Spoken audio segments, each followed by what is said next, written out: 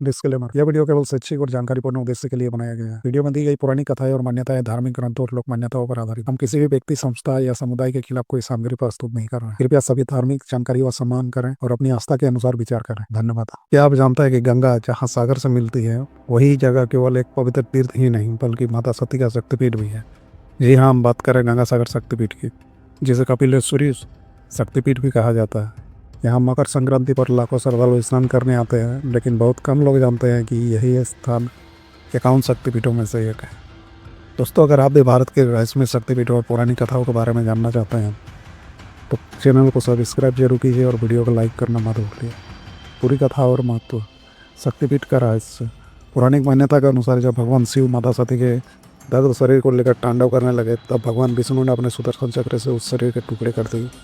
कहा जाता है गंगा सागर में माता सती का दाहिना जांघ का हिस्सा गिरा था, इसी कारण यह स्थान शक्तिपीठ कहलाया।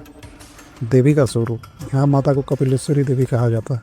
भैरव का नाम है कपिलेश्वर, लेकिन खास बात यह है कि यहाँ माता का कोई प्रत्यक्ष विग्रह या मूर्ति नहीं है। श्रद्धालु केवल इस पवित्र स्थल और कपिल मुनि के आश्रम को ही देवी का स्वरूप मानकर पूजते हैं। कपिल मुनि आश्रम। गंगा सागर का नाम कपिल मुनि से जुड़ा हुआ है। मान्यता है कि त्रेता युग में यहाँ कपिल मुनि ने कठोर तपस्या की थी।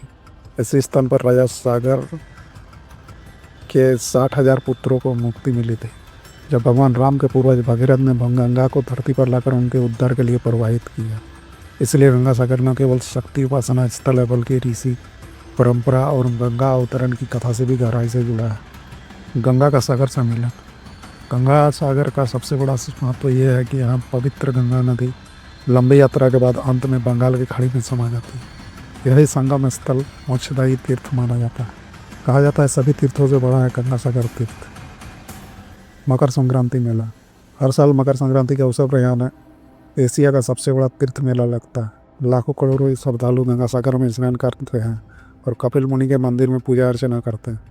मान्यता है कि इस दिन गंगा सागर में स्नान करने से समस्त पाप धुल जाते हैं और पुण्य की प्राप्ति होती है। गंगा सागर क्यों अद्भुत है? यह एकमात्र स्थान है जहाँ तीर्थ और शक्तिपीठ दोनों का संगम है। यहाँ देवी का सती का अंगिरथ है, इसलिए शक्तिपीठ है। यहाँ कपिल मुनि का आश्रम है, जो ऋषियों की तपस्थली है।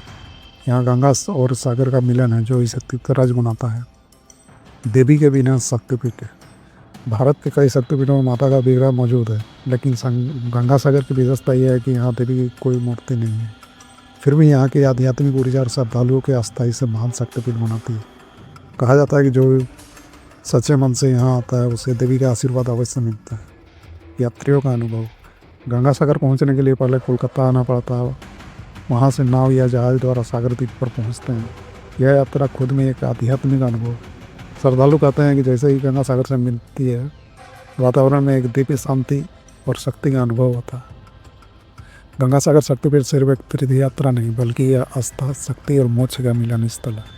यह देवी सती की शक्ति, कपिल मुनि की तपस्या और गंगा का पवित्र प्रवाह तीनों मिलकर इस स्थान को अद्वितीय बनाते हैं। दोस्तों, अगर आपको गंगा सागर शक्तिपीठ की पुरानी कथा और रहस्य पसंद आया हो तो इस वीडियो को लाइक और शेयर जरूर करें और हमारे चैनल रियल रहस्यमय भारत को सब्सक्राइब कीजिए और घंटी का बटन दबाइए, ताकि ऐसी ही रहस्यमय वीडियो आप तक सबसे पहले पहुँचे।